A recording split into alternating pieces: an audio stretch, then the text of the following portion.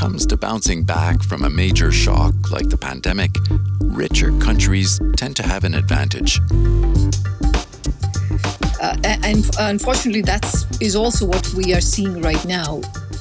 If you look at our projections, while we expect emerging markets and developing economies to have substantial scarring into the next several years, for advanced economies, we are projecting that they will return to their pre-pandemic paths by next year. Welcome to this podcast produced by the International Monetary Fund. Today, we look at the latest World Economic Outlook with the woman who brings it all together. Hi, I'm Gita Gopinath. I'm the Chief Economist of the International Monetary Fund. So while this forecast for advanced economies looks pretty encouraging thanks to vaccines and the fiscal support that governments have been providing through this pandemic, what is the outlook for countries that have very little access to both of those things, vaccines and support? We are concerned about a dangerous divergence in prospects across advanced economies and many emerging market and developing economies. One reason for that divergence is the much more limited access to vaccinations, especially in low-income countries. Around 96% of the population in low-income countries remain unvaccinated, while over 60% of advanced economies are fully vaccinated, and some have started giving booster shots. So there is what we call this great vaccine divide, and that is one major issue that needs to be addressed. A second source of the divergence is the different levels of policy support. Even during the peak of the pandemic last year and this year, advanced economies have been able to provide a lot more in terms of spending support, revenue support to their people, while for emerging markets and developing economies, that support has been much more constrained because they have just less fiscal space. And also what you're seeing now is that it is, in the case of emerging and developing economies, that we are seeing the exit from accommodative policies come faster. Now, be it raising monetary policy interest rates or cutting back on expenditures, that is happening more rapidly in many developing countries. And this is, again, another source of the divergence. So that the gap that existed before the pandemic persists. And in fact, this outlook suggests advanced economies getting stronger will likely raise inflation and interest rates, which would make things even worse for low-income countries and emerging markets. How do you support the recovery without widening that gap even further? First and foremost, a lot more multilateral action is needed to end this vaccine divide. It is important to vaccinate at least 40% of the population in every country by the end of this year and 70% by the middle of next year. Now, that will require countries to deliver on their dose donation pledges. It will also require vaccine manufacturers and high-income nations to coordinate and ensure that more deliveries go to COVAX, which is the organization that provides vaccines to a lot of low-income countries. So to prioritize deliveries to COVAX in the near term is another very important step. And it's also important to remove restrictions on trade that are preventing the free flow of finished vaccines and inputs. I think this is what you absolutely need to do in the near term. On the financial side, it's important to be able to have accommodative financial conditions in the world so that developing countries continue to be able to access financial markets at reasonable terms. This will also require very careful action by the major central banks around the world, like the US Federal Reserve, to make sure that they very carefully communicate what their actions are going to be, what is likely to happen in the next few months, so that there are no policy accidents, because that would be very costly to developing countries. And I should add here that the WEO has some analytical chapters, one of which is on inflation that was published last week, and the importance of clear communications when it comes to inflation expectations. We have a separate podcast with an author of that chapter, and I would direct people there to learn more about inflation forecasts. Now, so the needs of advanced economies are often, very different from those of emerging markets and low-income countries. Is there anything about your growing up in India or your student days in Delhi, perhaps, that you feel has given you a bit of an edge in terms of dealing with the dynamics between those groups of countries as we, navigate our way through this pandemic?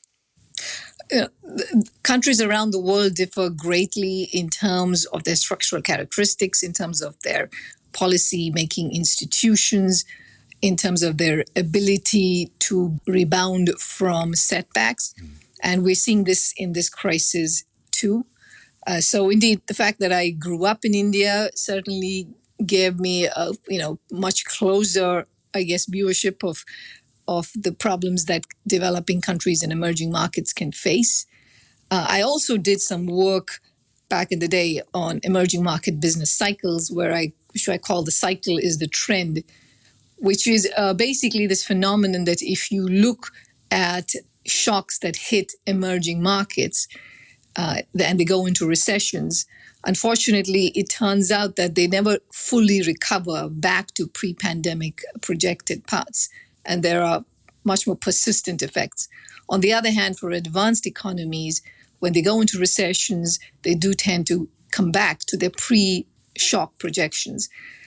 And unfortunately, that is also what we are seeing right now. If you look at our projections, while we expect emerging markets and developing economies to have substantial scarring into the next several years, for advanced economies, we are projecting that they will return to their pre-pandemic paths by next year.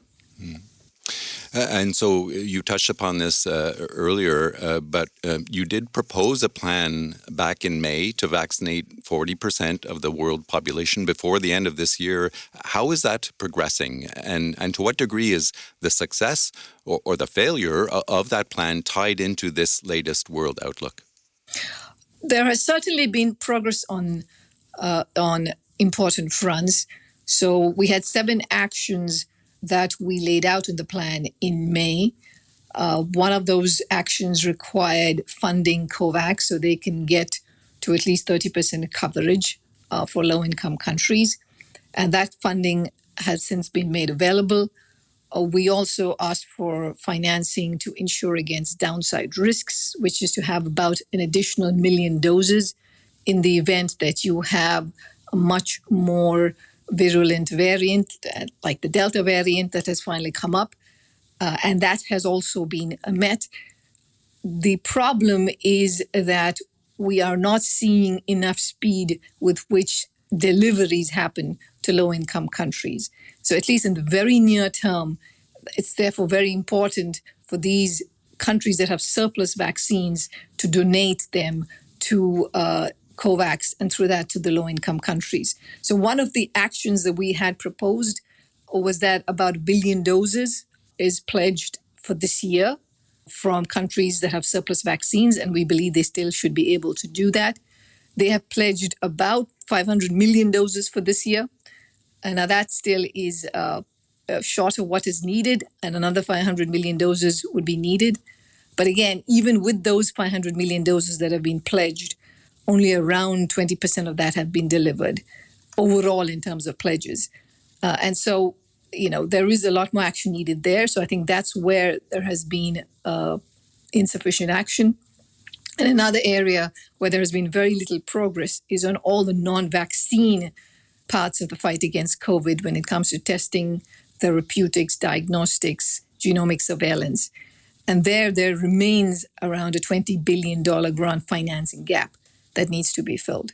And what is your view on booster shots? I mean, do you think the policies that promote booster shots in advanced economies risk compromising or at least delaying, perhaps, the global recovery?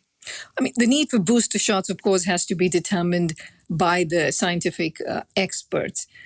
What is definitely the case is that at least in the near term, which means before the end of this year, the decision to give booster shots certainly restricts the amount of doses that are then available for the rest of the world. So that poses a constraint. But again, I think it is still possible to get to that 40% target by the end of this year, even with the new policies on boosters. So you talked about the various aspects of the recovery from the pandemic with vaccine distribution at its very core. But the other crisis, of course, is climate change, which cannot be fixed with a vaccine. To what extent is the push for greener climate policies, and I'm thinking here in the energy sector in particular, further complicating the recovery? I mean, we're seeing, shortages now and rising prices in many countries. So firstly, when you look at the source of the problems in terms of the shortages, the pandemic plays an important role, but there are also weather-related shocks.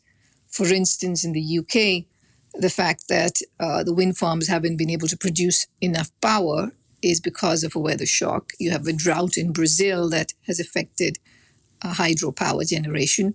So weather shocks are also the source of a lot of problems. And therefore, it's absolutely essential for countries to do a lot more to make the transition happen to a greener economy, to make sure that greenhouse gas emissions come down far more significantly than anything that's being projected at this point in time. On the other hand, yes, there is also the piece about the transition. And you see that, for instance, when countries are moving towards more renewable forms of energy. But there are still deficits in the infrastructure. It's still the case that we don't have good storage technology for renewables, and that is also posing a problem. So that needs to be addressed urgently to make sure that there is greater innovation, there's greater investment, public investment and private investment in new forms of storage technologies so that we can have a much more robust source of power from renewables. And just to conclude, if you don't mind me asking, being chief economist for the fund is an all-consuming job in the best of times, I'm sure. But this crisis has been going nonstop for more than 18 months now. How do you avoid being swallowed up by the workload? I mean, how do you escape the madness? I guess I'm somebody who actually gets a lot of inspiration and a lot of energy from being in a difficult situation and having to, to think about major economic issues and how it should be addressed. And the novelty of this particular crisis, has meant that many of the usual playbooks had to be thrown out and we had to start from scratch how we were going to do forecasting and what kinds of policy actions would be needed. So I am also, I will confess, I am a workaholic. So overall, I've actually think of this as I've been incredibly lucky to have had this opportunity to be engaged in this work at the fund with my phenomenal colleagues. Mm-hmm. So bring it on is your answer. Unfortunately, from my family's perspective, they do worry that I have too much of this bring it on attitude. Gita Gopinath, IMF Chief Economist and Head of the Research Department, thanks so much for taking the time, some of that precious time, to talk to us about the latest World Economic Outlook published earlier today. Thank you so much, Bruce. Thanks for doing this.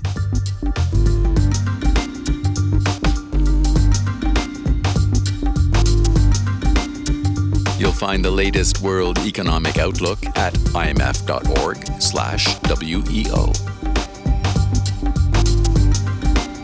And look for other IMF podcasts wherever you get your podcasts. You can also follow us on Twitter at IMF_podcast. I'm Bruce Edwards. Thanks for listening.